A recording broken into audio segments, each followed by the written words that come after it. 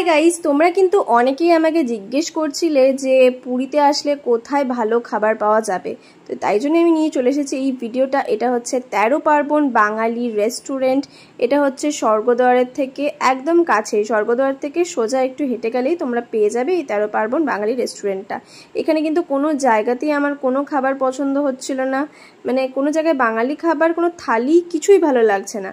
তো ফাইনালি আমি পেয়ে গেছিলাম এই রেস্টুরেন্টটা। আর এই রেস্টুরেন্টটা দেখতেই পাচ্ছ এতটা পরিমাণ ভিড়, মানে যত বাঙালি মনে হয় এখানে আসে সবাই এখানেই খায়। মানে এখানে একবার খেলে আমার মনে হয় না তোমাদের আর অন্য কোথাও খেতে ইচ্ছে করবে।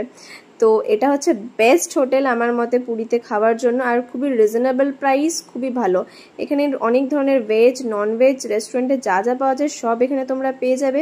আর থালি আমরা এখানে নিয়েছি মাত্র 110 টাকা। 110 টাকা থালিতে দুজনের খাওয়া হয়ে যাবে।